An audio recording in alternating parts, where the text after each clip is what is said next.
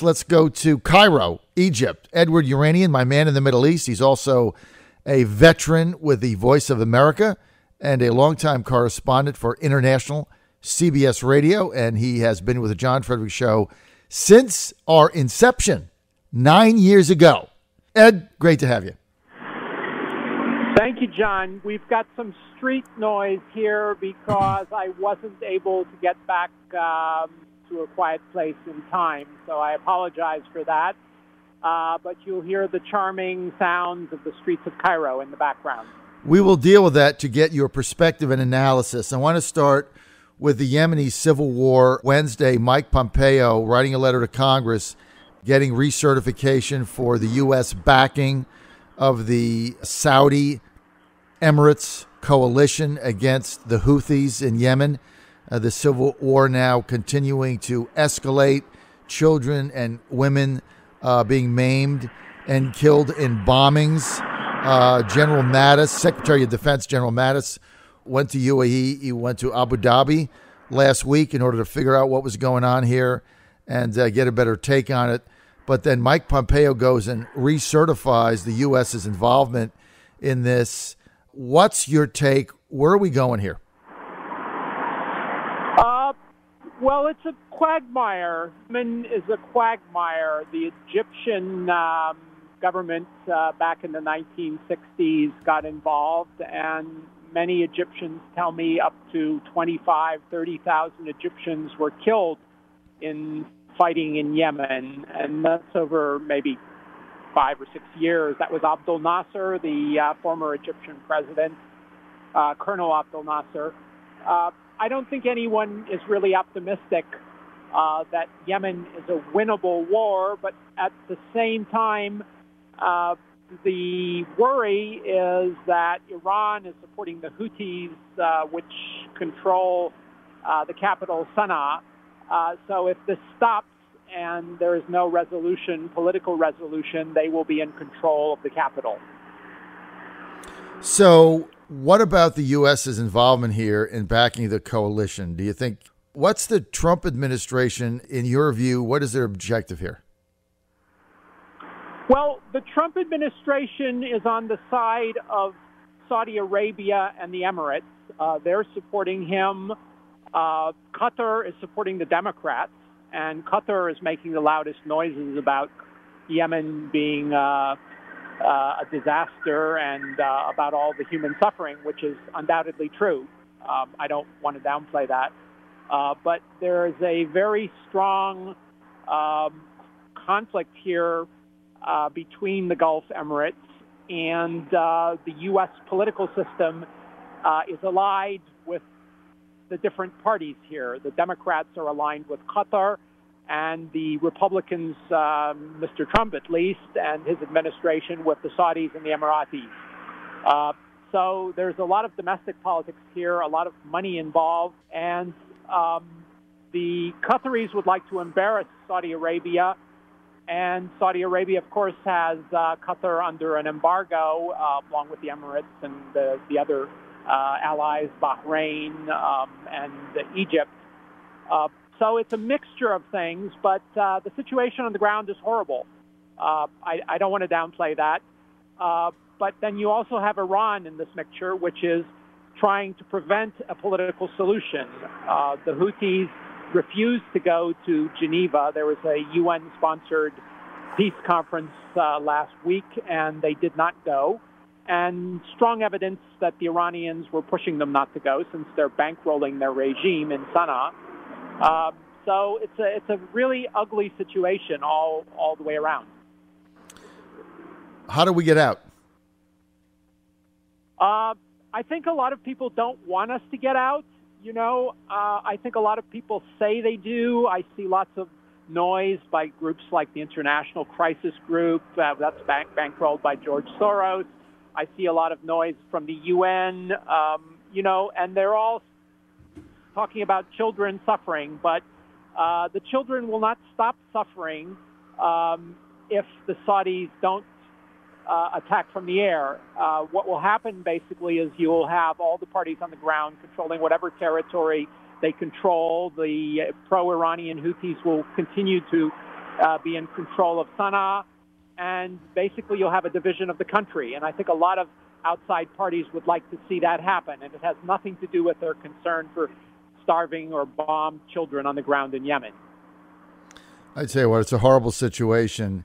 And I guess my concern, Eddie Yeranian, our man in the Middle East there, is that Trump campaigned on an America First agenda that was to get out of these foreign entanglements. And the fact that, we are supporting the Saudi Emirates coalition, there's two issues here. There's the $1.1 billion arms deal that we made to the Saudis, and that's separate. I mean, the U.S. made that decision, and we did the arms deal, but then the Saudis can take those arms and do what they please. But it's the U.S. involvement in this thing, refueling their airplanes, training their pilots, getting them targets. And our involvement along with the U.K. is very troublesome to many of us who, believe that the president campaigned very decisively on getting us out of these things rather than upping the involvement, which he's done now in Afghanistan, and he's done it in Yemen. So I'm not sure where the thinking here has changed. Obama got us in this mess because he wanted to placate the Saudis when he was doing the Iranian deal. And as you know, the Saudis hate Iran. They just hate them. So when the president wanted the Saudis to look the other way on the Iranian deal and not raise hell over it, he agreed to compromise and back their coalition against the Houthis. But the president pulled out of that deal. So he doesn't need any more leverage. So for the life of me, I cannot figure out why we're involved in this conflict. And this is one of those things where it's only going to escalate, Edward. And I think, we just need to get out. Well, one of the reasons that we're there is because the Houthis are firing rockets, missiles, ballistic missiles at Saudi Arabia, and they've also shot at shipping going through the Red Sea and the Bab el-Mandeb, which is an international shipping lane. So it's really difficult to do that considering Iran is, we believe, is supplying these ballistic missiles. And they're deliberately trying to engage Saudi Arabia by firing these ballistic missiles at them. So Iran wants the Saudis to stay involved. What's the geopolitical reason for that? I think that they're trying to weaken the Saudi regime. They're also angry at them for their involvement in Syria. The Iranians are supporting President Assad. So it's a bit of a quid pro quo. And they're trying to bleed them in Yemen as they're being bled in Syria. Now, that is a very interesting perspective, Edward. Thank you for sharing that. See, that's why we have you on our show, because I hadn't considered that, and I think that's pretty insightful. Kind of a tit-for-tat thing. Okay, now you made the segue to Syria. Thank you. You did that for me. I appreciate it. Many of us are following the Idlib situation. The Assad regime undergoing a major offensive there, backed by Putin's aircraft and the Russian Air Force. It is a matter of time, in my judgment, before Assad is able to roll through Idlib, take the last province back, and then gain back control of the entire Syrian country. So it's a matter of weeks or months, but it is going to happen. Idlib is going to fall. Meantime, there's 1.2 million civilians in Idlib that'll be caught in the middle of this bloodbath offensive, many of them there because they didn't want to live under the Assad regime. So they either get blown up or they leave and then turn into another refugee crisis. The U.S. really has their hands tied here. There's not a lot they can do. They can, other than try to minimize the casualties of civilians. What do you see happening here in Idlib?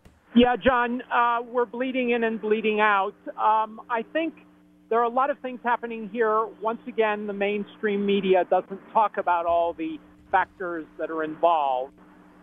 They're not telling you that you've got 10 intelligence agencies, 10 countries that are involved in this conflict that all have agents on the ground in Idlib, and they're all worried about pulling their agents out, saving their agents.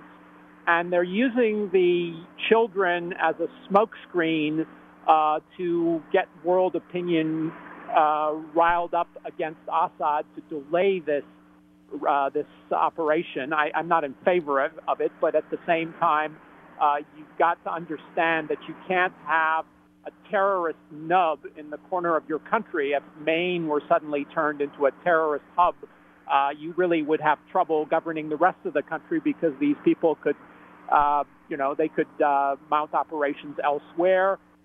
And also, the people who are also clamoring to pull down the Assad regime, they are supporting these Islamic militants. You've got countries that are claiming to be fighting terrorism and at the same time supporting their piece of Al-Qaeda or their piece of Islamic State. So there's a lot of hypocrisy here, and I really don't want to go into the details of it because, I'll have people telling me it's paranoia and conspiracy theories, but it really isn't. So there's going to be a major refugee crisis, right? Where do these people go? Because remember, Edward, the dilemma we have is that many of the civilians in Idlib fled to Idlib because they absolutely did not want to live under a resurgence of the Assad regime, right? That's why many of them went to Idlib. Now, you mix those with just the regular Idlib residents who have stayed there, but that's what the influx is. So you got Syrians from different provinces that were, shall we say, sympathetic to the rebels in the overthrow of the Assad government, went to the last stronghold province that the anti-Assad forces have, the coalition, if you will, of 15 different agents. They're there.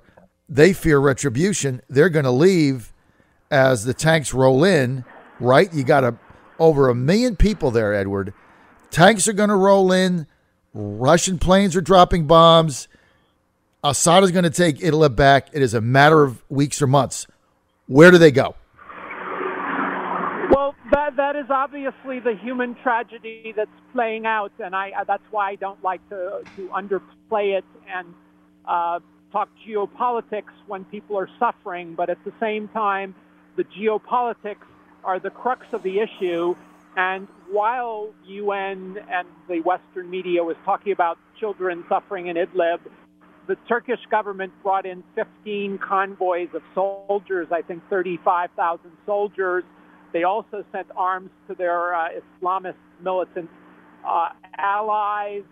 They'll be firing cluster bombs to the government sides of the line. And a lot more people will have suffered because this thing will drag out. So there are a lot of calculations here. I guess if Idlib fell right now, a lot of people would flood into Turkey. That's Turkey's worst nightmare. They were supporting many of these Islamic militants, and they'll have them on their own soil. And I think deep down, both Assad and Putin would like to see that happen. But Putin is a realist, and he doesn't want to ruin ties with Turkey completely because it is a bit of a strategic ally. Okay, so the worst nightmare for President Erdogan is that he gets 500,000 refugees pouring into his country from the Syrian border, many of which are the Islamic militants and the extremists that their government backed under the table, and now they're on Turkish soil, wreaking havoc there. That's his worst case, right? Yeah, and clearly that's probably the way many of these people entered Syria, through Turkey. So they're probably planning to leave the same way. What a mess. Edward, I'm out of time. Edward Yeranian, my voice in the Middle East. Thanks for being in Cairo today. Great analysis, Edward. As always, that's why we're so honored to have you on.